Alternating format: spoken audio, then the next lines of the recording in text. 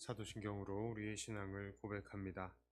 전능하사 천지를 만드신 하나님 아버지를 내가 믿사오며 그 외아들 우리 주 예수 그리스도를 믿사오니 이는 성령으로 잉태하사 동정녀 마리아에게 나시고 본디오 빌라도에게 고난을 받으사 십자가에 못 박혀 죽으시고 장사한 지 사흘 만에 죽은 자 가운데서 다시 살아나시며 하늘에 오르사 전능하신 하나님 우편에 앉아 계시다가 저리로서 산자와 죽은 자를 심판하러 오시리라. 성령을 믿사오며 거룩한 공회와 성도가 서로 교통하는 것과 죄를 사하여 주시는 것과 몸이 다시 사는 것과 영원히 사는 것을 믿사옵나이다. 아멘. 찬송가 435장 찬송합니다.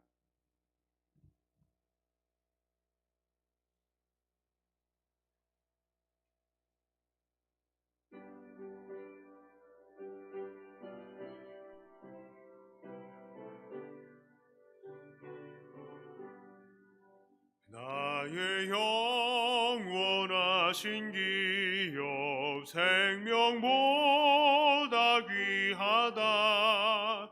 나의 갈 길 다가도록 나와 동행하소서.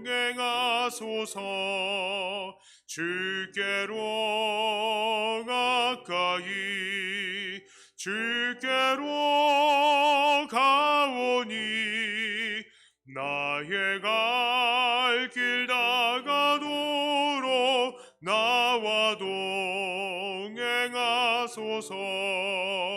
세상 부귀한 일함과 모든 명예 버리고 험한 길을 가는 동안 나와 동행하소서. 주께로 가까이 주께로 가오니 나의 갈 길 다가도록 나와 동행하소서.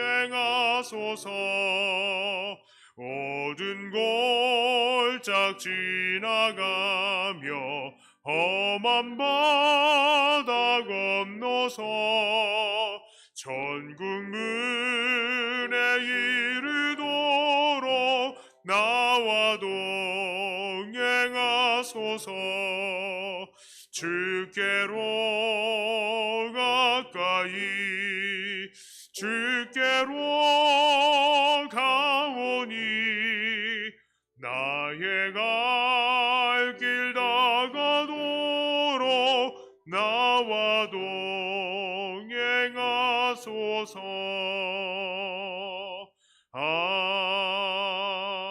아멘. 436장입니다.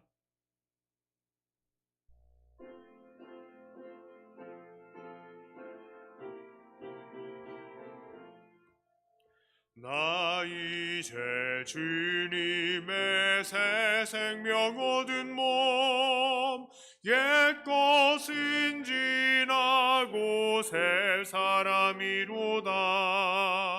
그 생명 내 맘에 강같이 흐르고 그 사랑 내게서 해같이 빛난다.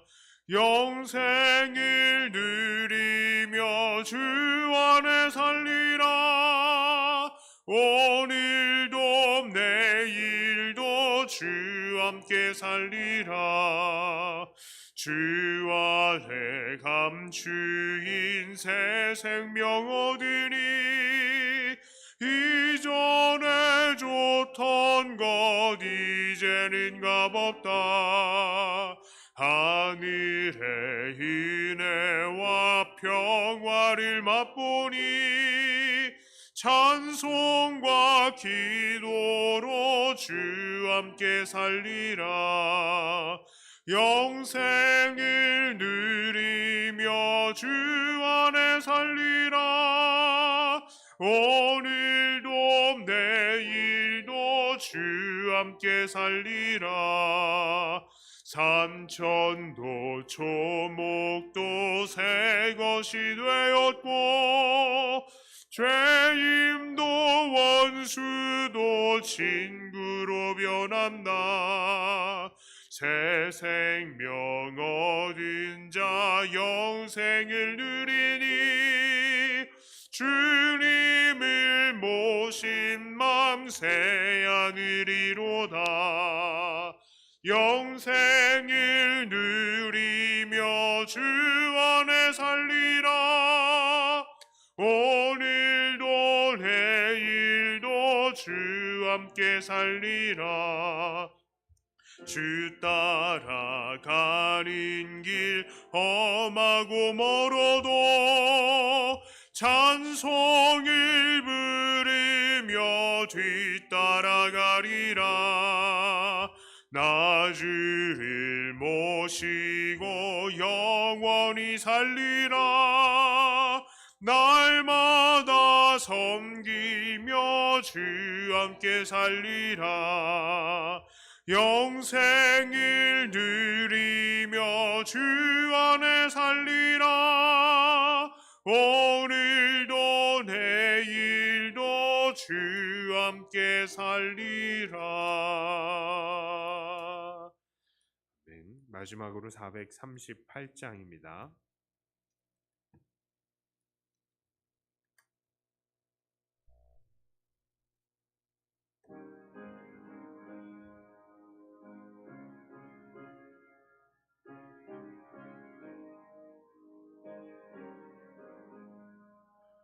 내 영혼이 은총 입어 중한 죄짐 벗고 보니 슬픔 많은 이 세상도 천국으로 화하도다. 할렐루야 찬양하세. 내 모든 죄 사함 받고 주 예수와 동행하니 그 어디나 하늘나라. 주의 얼굴 뵙기 전에 멀리 뵈던 하늘나라. 내 맘속에 이루어지니 날로 날로 가깝도다. 할렐루야 찬양하세. 내 모든 죄 사함 받고 주 예수와 동행하니 이 어디나 하늘나라. 높은 산이 거친 들이 조막이나 궁궐이나 내 주 예수 모신 곳이 이 어디나 하늘나라. 할렐루야 찬양하세. 내 모든 죄 사함 받고 주 예수와 동행하니 이 어디나 하늘나라. 아멘. 자, 오늘 말씀은 데살로니가 전서인데요. 데살로니가 전서를 보기 위해서 이해하기 위해서 우리는 먼저 사도행전 17장을 한번 봐야 되겠습니다. 사도행전 17장 1절부터 11절까지의 말씀을 제가 봉독해 올리겠습니다. 사도행전 17장 1절부터 이 말씀입니다. 자, 그들이 암비볼리와 아볼로니아로 다녀가 데살로니가에 이르니 거기 유대인의 회당이 있는지라. 바울이 자기의 관례대로 그들에게 들어가서 새 안식일에 성경을 가지고 강론하며 뜻을 풀어 그리스도가 해를 받고 죽은 자 가운데서 다시 살아나야 할 것을 증언하고 이르되 내가 너희에게 전하는 이 예수가 곧 그리스도라 하니 그 중에 어떤 사람 곧 경건한 헬라인의 큰 무리와 적지 않은 귀부인도 권함을 받고 바울과 신라를 따르나 그러나 유대인들은 시기하여 저자의 어떤 불량한 사람들을 데리고 때를 지어 성을 소동하게 하여 야손의 집에 침입하여 그들을 백성에게 끌어내려고 찾았으나 발견하지 못하매 야손과 몇 형제들을 끌고 읍장들 앞에 가서 소리질러 이르되 천하를 어지럽게 하던 이 사람들이 여기도 이름에 야손이 그들을 맞아들였도다. 이 사람들아 다 가이사의 명을 거역하며 하여 말하되 다른 임금 곧 예수라 하는 이가 있다 하더이다 하니 무리와 읍장들이 이 말을 듣고 소동하여 야손과 그 나머지 사람들에게 보석금을 받고 놓아주니라. 밤에 형제들이 곧 바울과 신라를 베레아로 보내니 그들이 이르러 유대인의 회당에 들어가니라. 여기까지만 읽겠습니다.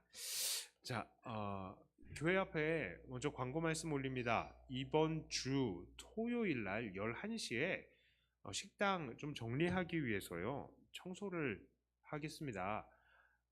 청소를 해야 주일날 큰 집기들을 좀 집어넣을 수 있고 또 그 이후에 들어오는 여러 기구들을 준비할 수 있습니다. 토요일 날 11시에 시간이 되시는 분들 와주시기를 바랍니다. 자, 기도합니다. 하나님, 하나님의 말씀을 우리들에게 주심을 감사합니다. 말씀을 대하며 우리의 삶을 비춰볼 수 있게 하여 주시고 주님께서 기뻐하시는 그런 우리의 모습으로 준비되게 해 주시옵소서. 예수님 이름으로 기도드리옵나이다. 아멘. 데살로니가는 지금 그리스에 있죠. 지금도 데살로니키라고 해서 존재하고 있는 도시입니다. 이 데살로니가는 그리스의 마케도니아의 지방의 주요 도시입니다. 아주 발달이 된 항구가 있어서 풍부한 교역이 있었고 또 로마와 그리스를 잇는 큰 도로가 그 도시를 가로질렀습니다. 그래서 어떤 학자들은 이 데살로니가를 마케도니아 지방의 관문이라고 표현하기도 했고 또 어떤 학자는 거의 전 세계의 수도가 될 뻔했던 도시라고 말할 정도였습니다. 엄청나게 발달한 도시래요. 자, 바울이 복음을 전할 당시에도 데살로니가는 이미 아주 발달한 도시였습니다. 오늘 사도행전 17장에서는 우리는 데살로니가가 어떻게 복음화되었는지를 한번 보았습니다. 때는 바울이 2차 전도 여행, 선교 여행을 했을 때였습니다. 그곳에 유대인이 회당이 있었다라는 것이 무엇을 의미하겠습니까? 유대인들이 당시에 많이 있었다는 것이죠. 회당을 구성할 수 있을 정도로 사람들이 인력도 있었고 재력도 있었다는 것입니다. 그만큼 이 데살로니가는 국제 도시였던 것이죠. 자, 바울은 이 회당에서 세 주에 걸쳐서 예수님이 그리스도시라는 사실을 이야기했습니다. 그리고 그의 설교를 듣고 유대인 중에 일부는 그 복음을 받아들였고요. 회당 주변에 있었던 유대교를 믿었거나 아니면 관심이 있었던 경건한 헬라인의 이 경건하다라는 것은 바로 하나님을 경외했던, 그러니까 유대교에 귀했거나 아니면 유대교에 귀하려고 관심을 크게 가지고 있었던 이 그리스 헬라인의 큰 무리와 또 적지 않은 귀부인들도 예수님을 믿었다라고 합니다. 자, 그런데 얼마 되지 않아서 이 사실을 시기하는 유대인들의 무리가 악한 사람들을 모아서 폭동을 일으켰습니다. 그리고 바울과 신라가 묵고 있었던 이 야손의 집에 쳐들어가서 야손과 다른 신자들을 잡아서 고발했습니다. 자, 그들은 고발할 때 뭐라고 얘기합니까? 천하를 어지럽게 하던 이 사람들이 여기에 왔는데, 여기에도 왔는데 야손이 이들을 도왔다라고 하면서 이 사람들이 바로 도시를 혼란스럽게 만드는 그런 사람이다라고 이야기를 했죠.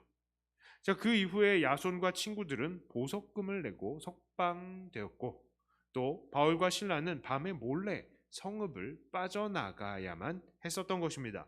자, 이후 바울은 베레아 지역과 다른 지역으로 선교 활동을 다니다가 이 고린도 지역에 이르렀습니다. 하지만 여전히 그들이 떠났던 이 데살로니가 지역에 대한 염려가 그들을 사로잡고 있었던 거예요. 복음을 전해서 이 사람들이 예수님을 믿고 있었는데 이 몇 개월 지난 이 동안에 이 사람들이 신앙을 잘 가지고 있을까 궁금하기도 했습니다. 그래서 바울은 디모데를 골로새 지역, 이 데살로니가 지역에 보낸 것이죠. 자, 그리고 디모데가 그 소식을 이제 그들에게 통해서 듣고 가지고 와서 지금 이 고린도 지역에서 데살로니가로 지금 편지를 쓰고 있는 것입니다. 이것이 바로 데살로니가 전서입니다. 자, 그래서 오늘 데살로니가 전서 1장을 한번 보도록 하겠습니다. 자, 데살로니가 전서 1장 1절의 말씀입니다. 바울과 실로아노와 디모데는 하나님 아버지와 주 예수 그리스도 안에 있는 데살로니가인의 교회에 편지하노니 은혜와 평강이 너희에게 있을지어다. 자, 1절은 항상 사도 바울의 인사로 시작을 하죠. 자, 그런데 여기에 바울의 인사가 다른 서신서들과는 조금 다른 부분들이 보입니다. 다른 서신서에서는 자기의 사도권에 대해서 바울이 주장하는 장면이 자주 나와요. 그리스도에 의해서 사도가 된 바울, 이런 식으로 자기를 소개하는 형태를 많이 보였습니다. 자, 그런데 여기 데살로니가서에서는 그렇게 하지 않았어요. 그것은 이곳 데살로니가 교회는 정말로 그야말로 믿은 지 몇 개월 되지 않은 초신자들의 교회였기 때문입니다. 그러니 더욱더 순수한 신앙을 가지고 있었던 것이고, 특히 바울의 사도권이고 뭐고 여기에는 관심이 없었던 사람들인 것이죠. 그러니 바울도 그들에 대해서 자기의 사도권을 변호할 필요가 없었던 것입니다. 그래서 그냥 자기를 소개하는 것이죠. 자, 이 바울은 지금 데살로니가 교회에 편지를 쓰는데 그들을 무슨 교회라고 합니까? 바로 하나님 아버지와 주 예수 그리스도 안에 있는 데살로니가인의 교회라고 말합니다. 자, 이들이 데살로니가 이 지역은요 국제도시라고 했어요. 그래서 유대인도 있고 그리스인들도 있고 로마인들도 있었겠죠. 자, 그런데 이 모임에 이들 모임에 분명히 여러 종류의 여러 민족들이 있었겠지만 이들 모든 민족들은 모두 민족의 성향을 다 뛰어넘어서 어떤 사람이라고요? 데살로니가인이라고 불림을 받았다고요. 데살로니가 시민, 이렇게 불림을 받았다고요. 자, 그런데 그래서 데살로니가인의 교회라고 이야기를 하는데 그들은 그냥 데살로니가인이 아니죠. 바로 그들은 하나님 아버지와 주 예수 그리스도 안에 있는 이들이다라는 것입니다. 하나님의 교회가 된다는 것이 바로 그런 것입니다. 인종을 뛰어넘은 것이고요. 또한 지역을 뛰어넘는 것입니다. 자, 누구든지 그리스도 안에 있으면 새로운 피조물이 되는 것이죠. 바울은 그들이 국제도시인 데살로니가에 살고 있는 이들이지만 그러나 그리스도 안에 있는 새로운 피조물이다라는 것을 말하고 있는 것입니다. 자, 그들에게 바울이 뭐가 있기를 축원해요? 은혜와 평강이 있기를 바라고 있죠. 자, 은혜와 평강, 종종 바울이 쓰는 인사말입니다. 예. 그런데 이 은혜와 평강, 왜 이것을 바로 이 바울이 자주 씁니까? 중요하니까. 은혜와 평강이 얼마나 중요합니까? 우리 지난번에 저도 여기 이 골로새 교회에 대해서 이야기를 하면서도 은혜와 평강에 대해서 잠깐 말씀을 드렸습니다. 무엇이죠? 은혜. 우리는 하나님의 은혜 없이는 살 수 없어요. 예. 그 다음에 평강도 왜 중요하다고 했습니까? 평강이요, 우리가 은혜 받았다는 사실을 누리게 하는 손이라는 것입니다. 평강이 없으면 은혜가 은혜로 인정이 안 되는 거예요. 자, 그러니까 은혜와 평강이 필요하다. 꼭 우리는 은혜와 평강이 꼭 있어야 된다라는 것을 지난 골로새서에서도 말씀을 드렸습니다. 자, 2절부터 7절까지의 말씀을 제가 또 다시 읽어 드리겠습니다. 우리가 너희 모두로 말미암아 항상 하나님께 감사하며 기도할 때에 너희를 기억함은 너희의 믿음의 역사와 사랑의 수고와 우리 주 예수 그리스도에 대한 소망의 인내를 우리 하나님 아버지 앞에서 끊임없이 기억함이니 하나님의 사랑하심을 받은 형제들아 너희의 택하심을 아노라.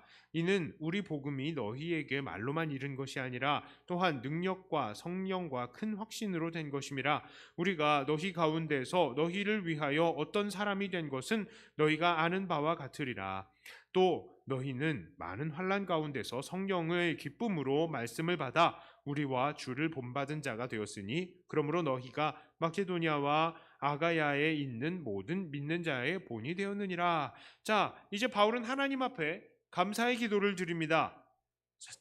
우리가 지금까지요 계속 서신서를 쭉쭉 보면서요 바울이 감사의 기도를 한다? 이거 뭐라고 했어요? 바울의 감사의 기도의 내용에 보통 그 뒤에 바울이 쭉 얘기하고자 하는 내용들이 거의 들어가 있어요. 이 감사나 간구의 내용들에. 자, 그런데 여기 지금 거의 요약이 되어서 나오는데 바울은 하나님 앞에 감사하면서 기도하되 두 가지에 대해서 감사하면서 기도한다고 합니다. 좀 다른 서신서와는 좀 다른 면이 있어요. 자, 그런데 이 감사를 하면서 기도를 해요. 자, 첫째 감사는 무엇이냐? 바로 3절에서 말하는 데살로니가 교회의 믿음의 역사, 사랑의 수고, 소망의 인내를 기억하면서 감사한다라고 했어요. 자, 그 다음에 두 번째는요 4절에서와 같이 하나님께서 그들을 사랑하시고 택하셨다는 것을 알고 있으면서 감사기도를 드린다라고 하는 것입니다. 자, 먼저 바울이 이들의 믿음의 역사, 사랑의 수고, 소망의 인내를 기억하면서 기도했다는데, 자, 이들 믿음의 역사, 사랑의 수고, 소망의 인내, 이게 무엇입니까? 바로 우리 기독교 신앙의 가장 중요한 3대 요소, 3대 요소, 믿음, 소망, 사랑, 그것이 여기에 다 나타나 있는 거예요. 그리고 그냥 믿음, 소망, 사랑이냐? 이 믿음과 소망과 사랑의 결과들이 다 나타나고 있는 것입니다. 자, 이 믿음, 소망, 사랑을 갖는 것은요 우리 신앙의 전통, 즉 이 신앙의 시대적인 시간적인 흐름에도 이 동참하고 있는 거예요. 말이 조금 어렵다. 왜 그러냐? 제가 왜 이렇게 말을 어렵게 했느냐?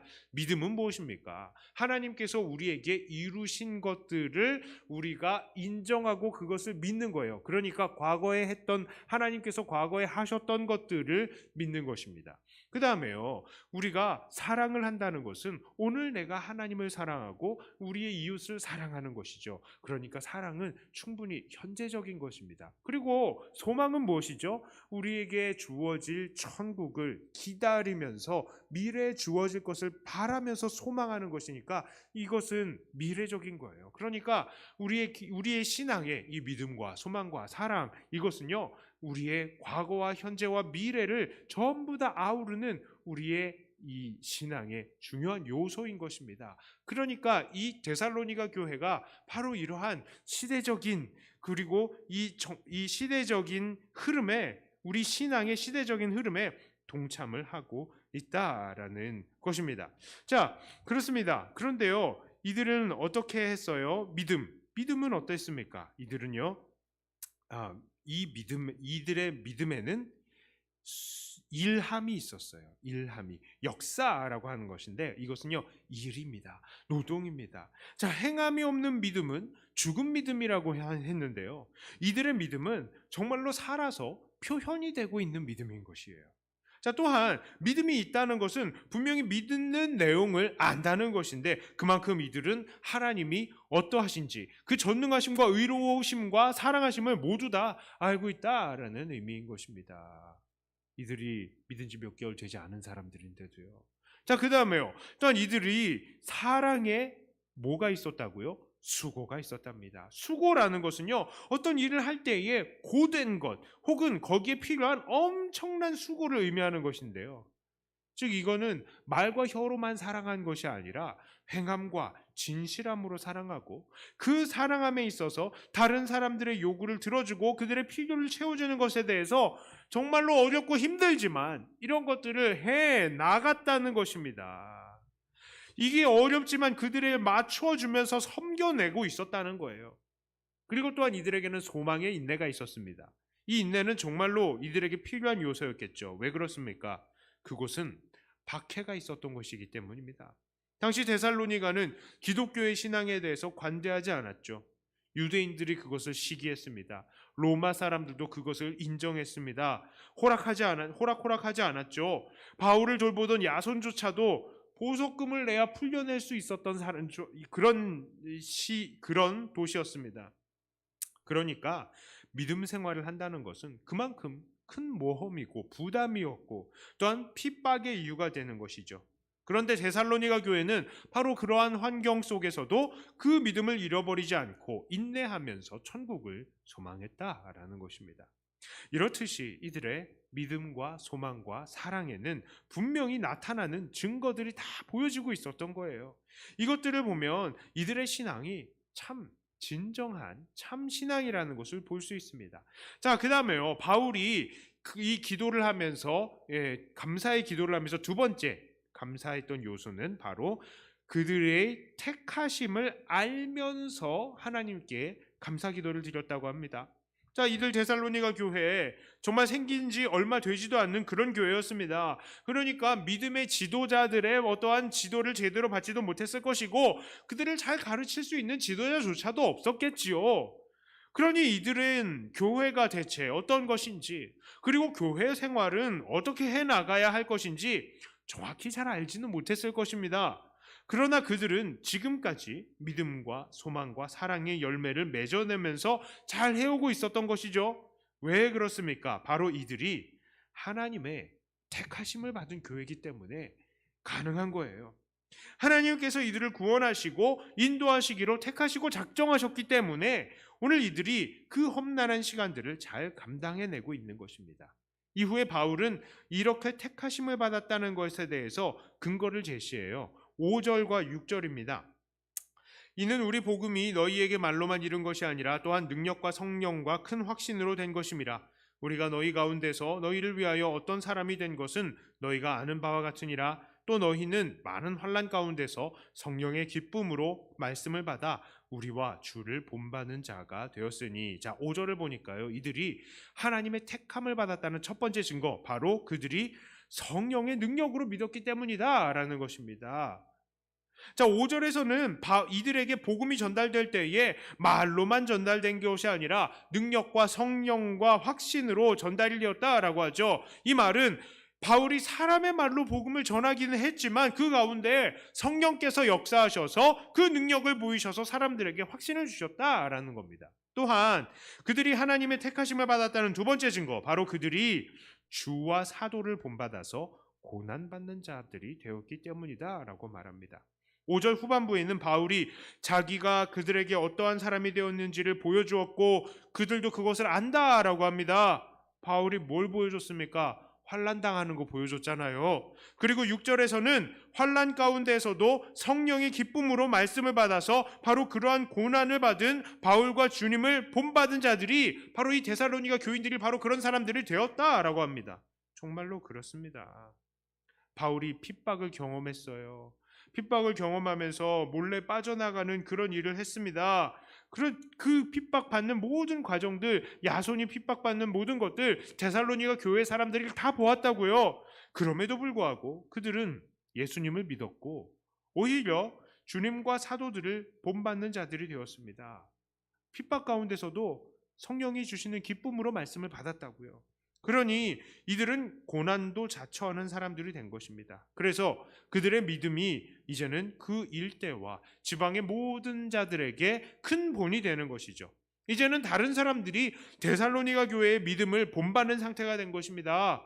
이것들로 보아서 이들은 하나님의 택하심을 받은 자들이다라고 인정하지 않을 수가 없다라고 바울은 이야기를 하는 것이죠. 자, 이제 8절부터 10절까지의 말씀입니다.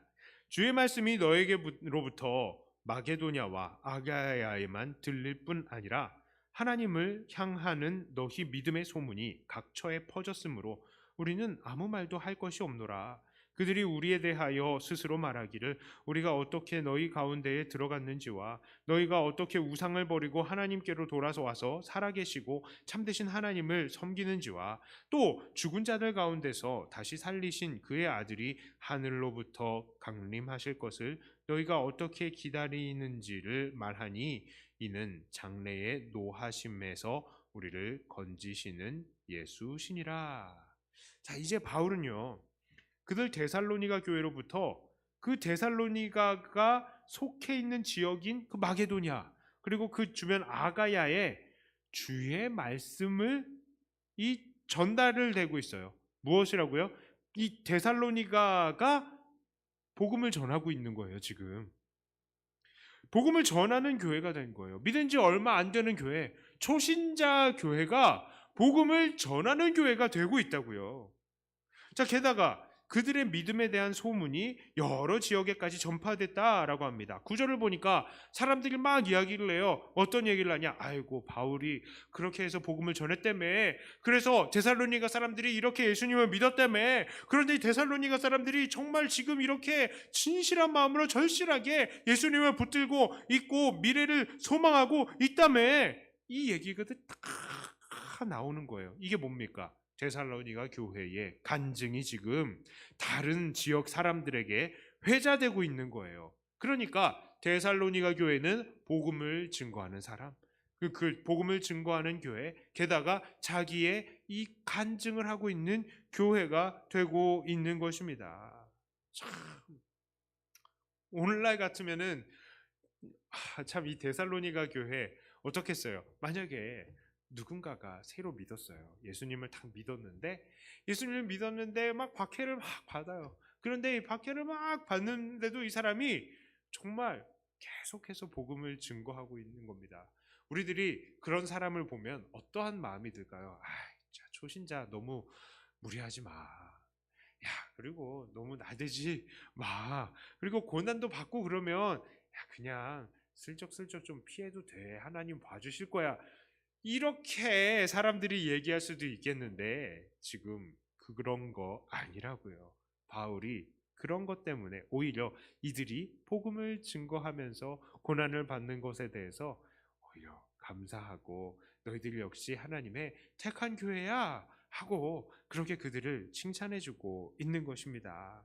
자, 이 말씀을 보니까요, 바울이 데살로니가 교회를 위해서 기도하면서 특별한 강구를 보인 것이 없이 오직 감사의 기도만 드린 걸 볼 수 있어요. 그러니까 이들은 참으로 이 모범적인 교회 중에 하나다라고 할 수 있겠습니다. 우리는 이들 모습을 통해서 칭찬받는 교회란 어떤 교회인지를 추려볼 수 있겠습니다. 자, 칭찬받는 교회 어떤 교회입니까? 바로 데살로니가 교회처럼 믿음의 역사가 있고 사랑의 수고가 있고 소망의 인내가 있는 교회, 이런 교회가 칭찬받는 교회입니다. 믿음, 소망, 사랑은 우리 신앙의 핵심적인 요소라고 했어요. 데살로니가 교회는 이런 전통적인 핵심 요소를 그대로 받았을 뿐만 아니라 그것을 실천해서 증거해낸 것이죠. 오늘날 우리들의 교회도 바로 이러한 교회가 되어야 합니다. 머리로만, 입술로만 믿는다라고 하는 게 아니라 정말 우리의 삶 속에서 믿음에 따른 일함이 나타나야 되고요. 우리가 하나님에 대해서 아는 것처럼 하나님의 성품을 따라서 정의를 실천하며 하나님께서 기뻐하시는 것들을 하나씩 둘씩 실천해 나가야 하는 일함이, 행동이 있어야 하는 것입니다. 또한 우리는 사랑으로 수고하는 자들이 되어야 되죠. 말과 혀로만 이웃 사랑한다, 하나님 사랑한다 라고 하면서도 우리 중심으로는 진심으로 하나님 사랑, 이웃 사랑하지 않는다면 결국 그게 수고로 나타나지가 않게 되는 거예요. 사랑함에는 수고함이 동반이 됩니다. 주님께서도 주와 선생으로 오셨으면서 제자들의 발을 씻겨주실 정도로 낮아지셨고요. 또한 그의 백성들을 위해서 십자가에 죽으시기까지 고생하셨습니다. 그것이 바로 우리 주님께서 우리에게 보여주신 사랑의 수고입니다. 그러므로 주님을 본받는 우리들은 기꺼이 하나님을 위해, 우리의 이웃들을 위해 사랑의 수고를 아끼지 말아야 하는 것입니다. 내가 불편하다고, 내가 시간적인 금전적으로 손해를 본다고 자꾸 따지지 마시고 그것을 기쁨으로 행하시기를 바랍니다. 왜 기독교인들이 째째하다고 깍쟁이라고 소리를 듣습니까? 사랑의 수고가 없어지고 있기 때문입니다.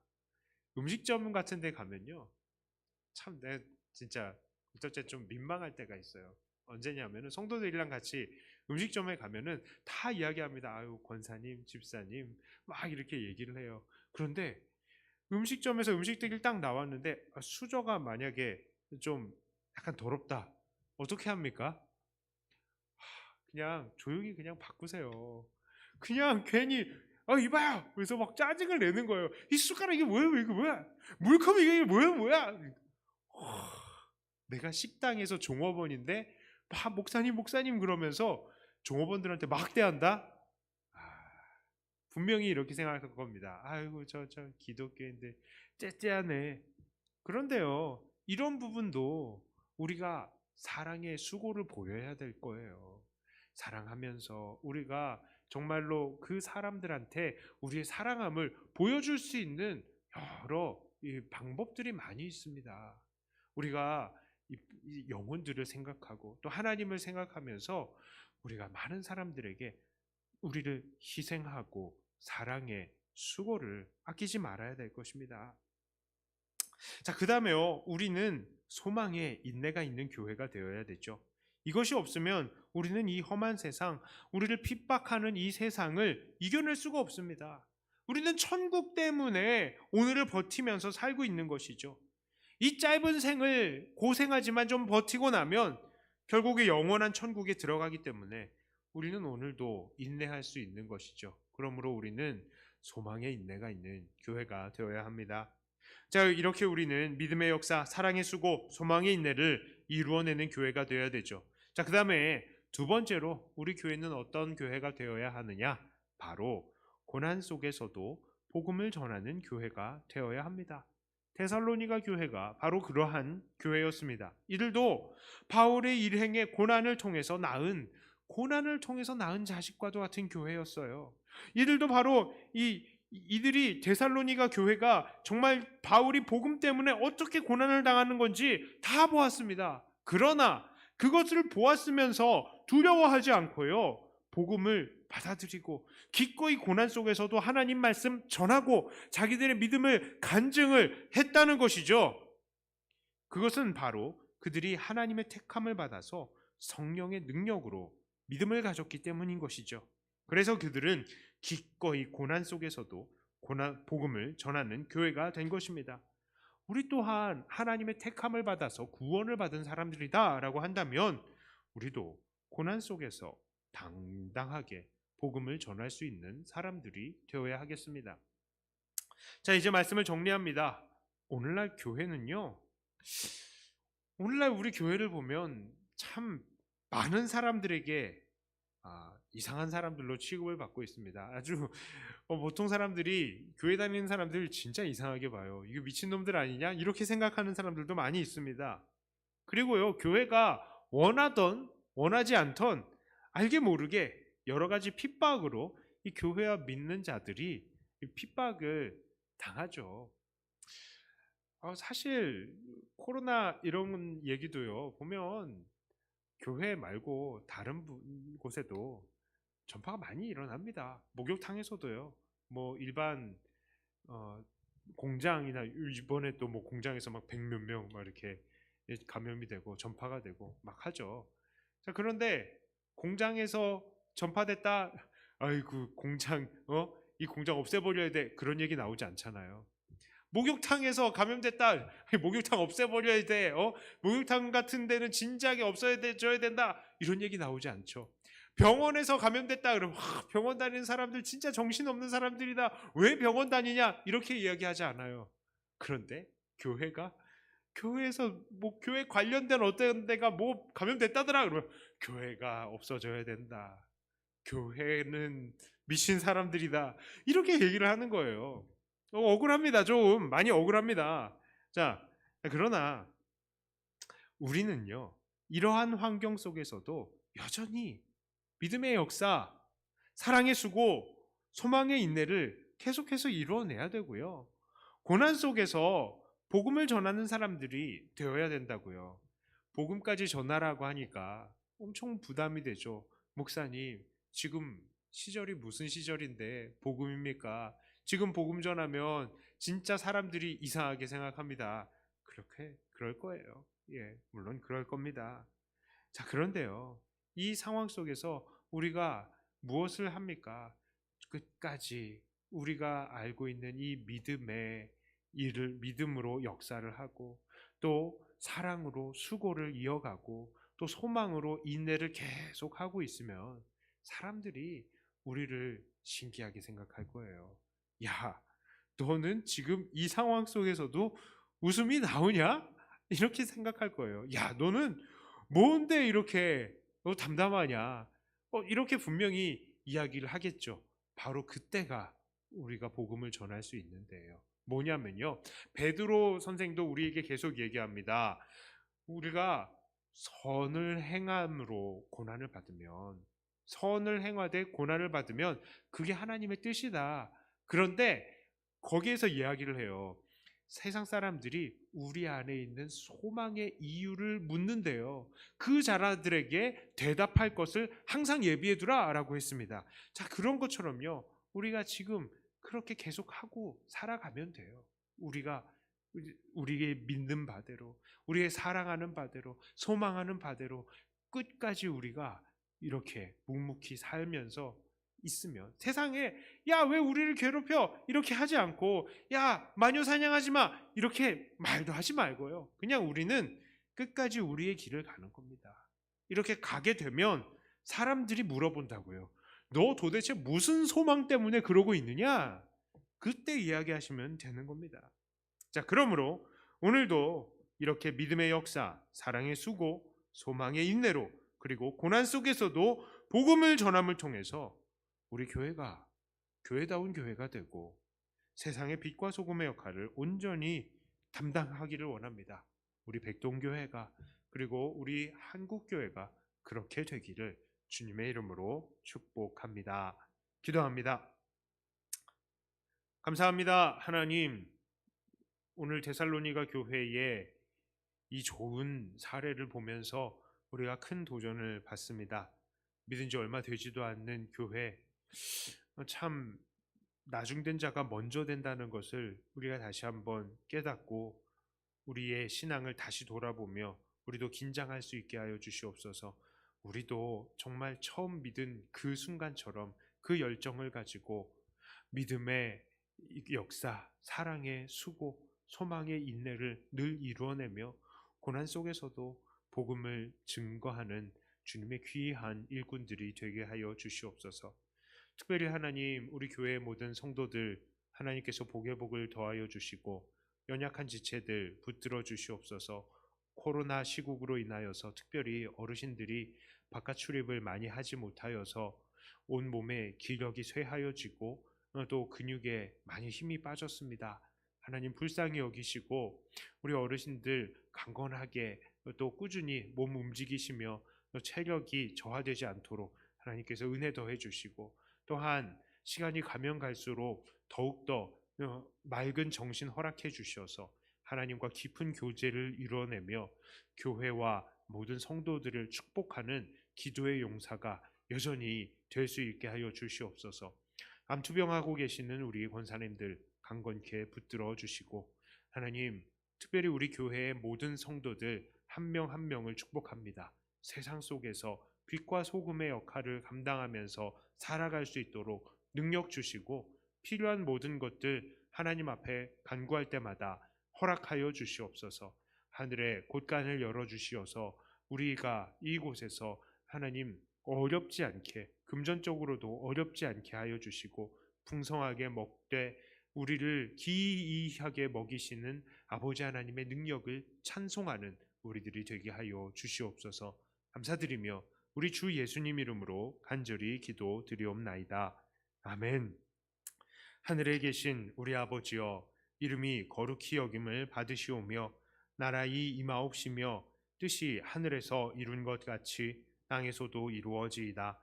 오늘날 우리에게 일용할 양식을 주옵시고 우리가 우리에게 죄 지은 자를 사하여 준 것 같이 우리 죄를 사하여 주옵시고 우리를 시험에 들게 하지 마옵시고 다만 악에서 구하옵소서. 되게 나라와 권세와 영광이 아버지께 영원히 있사옵나이다. 아멘.